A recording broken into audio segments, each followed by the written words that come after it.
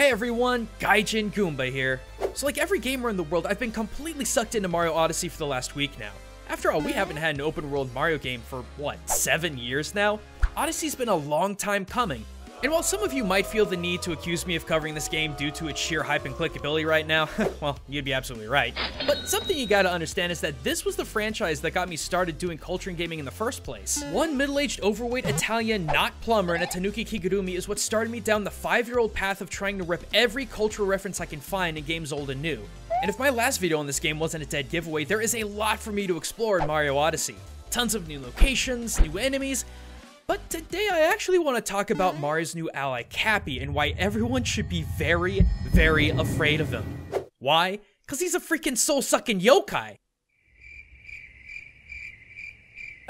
Okay, look, I know a lot of people give me crap because I always seem to equate Mario to Japan. However, never mind the fact that Nintendo is a Japanese domestic company, I've been shown time and time again that like 75% of everything in the Mushroom Kingdom is based off of something from Japan's folklore and culture. Lakitu, based on the Thunder God Raijin. Goombas, based on shiitake mushrooms. Koopas are Kappas, Bowser's a Dragon Turtle, Cat Mario is a Maneki Neko, Womps are Nurikabe, Peach is a Multi-Mitama Kami, the Tanuki suit is literally a Tanuki, and hey, why not occasionally mix all of those things together? And if you don't believe me on this, I happily encourage you to check out some of my other work, because I've done videos on all of these prior topics. But today, we're talking about Cappy. I mean, sure, he looks cute and harmless enough, but as the internet has shown us, what he's capable of is pretty dang scary. So, similar to my curiosity with Bendy and Ink Monsters, I started pouring through my research to see if there was some kind of hat monster this boy could be based off of. And after weeks of research and pondering, I've discovered that Cappy is completely modeled after a little-known Tsukumogami yokai called Osakoburi. Now, I know I just dropped a whole bunch of moonspeak on you guys, so let me explain a little bit.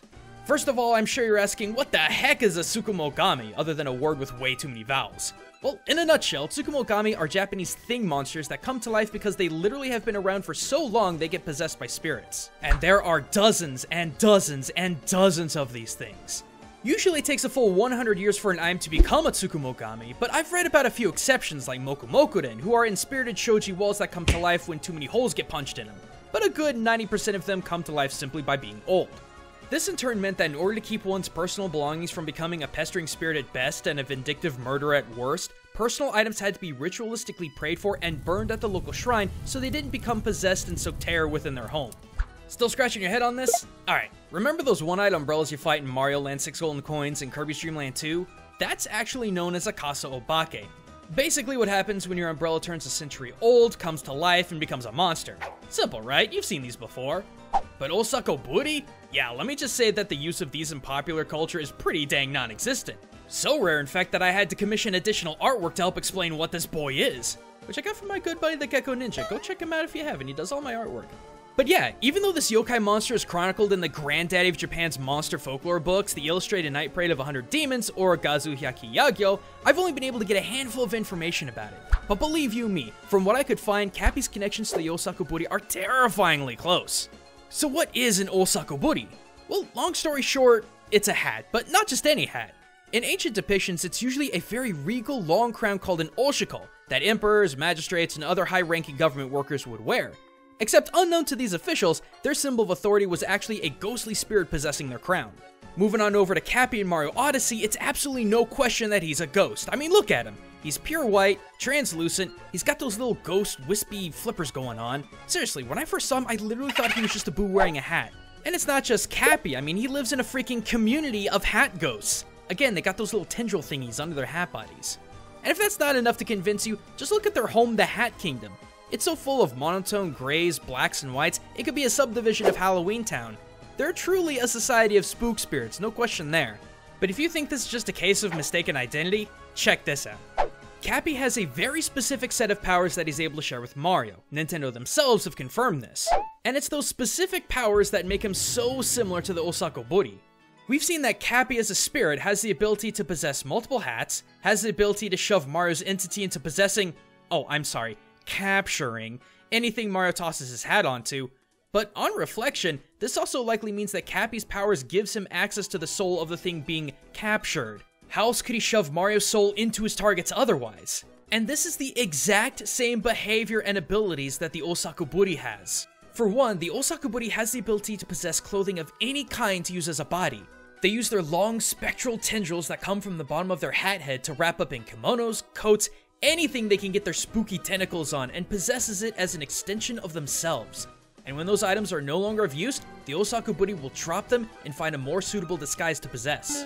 On the flip side, Cappy and by extension Mario are also capable of possessing not only living creatures like people, animals, Goombas, bullet bills, chain chomps, bugs, and dinosaurs, but inanimate objects as well, like fireballs, posts, binoculars, electrical wires, statues, cars, and rockets? Well, in any case, they all become an extension of Mario and Cappy, only for the duo to drop their folks' bodies at a moment's notice to possess something else to further their goals within the level. And you know, speaking of living targets, much like Cappy, the Osakuburi also has manipulative power when it comes to biological creatures that put it on.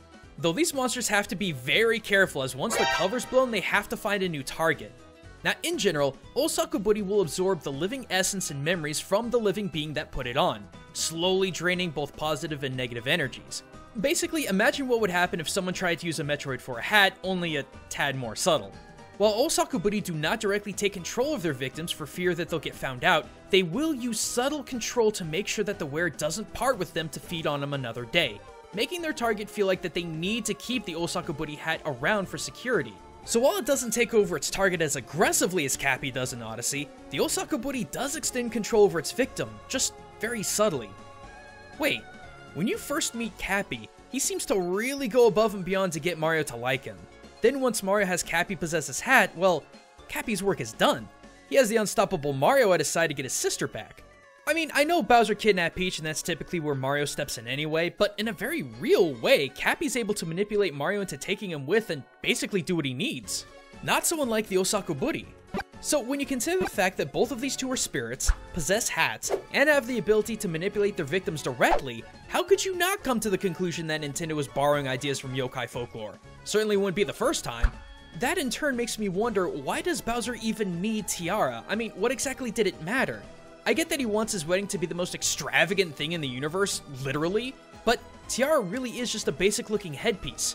Remember, Bowser's a dude who has enough cash that he can commission a solid gold train, so getting something more than an average looking tiara would be easy enough. It makes me wonder if he was trying to use Tiara's power to manipulate Peach similar to how Cappy can manipulate those who wear him, cause remember, they're all the same kind of hat ghost. And this wouldn't be the first time that Bowser had an underhanded plan to force Peach to marry him. Remember Super Paper Mario? I don't know, I'm sure that family-friendly Nintendo would never make that canon, but it does make me think, cause who knows? I won't spoil anything, but let's just say that my last theory in Odyssey turned out to be not as fictitious as I thought. Anyway though, thanks for watching everyone. I know it's already November, but if you're looking for more spectacular culture in gaming, I broke down Mei's Jiangshi skin from Overwatch over on my channel, and trust me when I say it's a lot more than just a hopping vampire. The entire social structure of the Qing dynasty is behind this thing. But I know Matt's been doing quite a bit of horror-themed theories as well, so be sure to give those a look. Also, big shoutouts to Noteblock Remix and The Living Tombstone for their fantastic Mario remixes. And until next time everyone, this is Gaijin Goomba, signing out.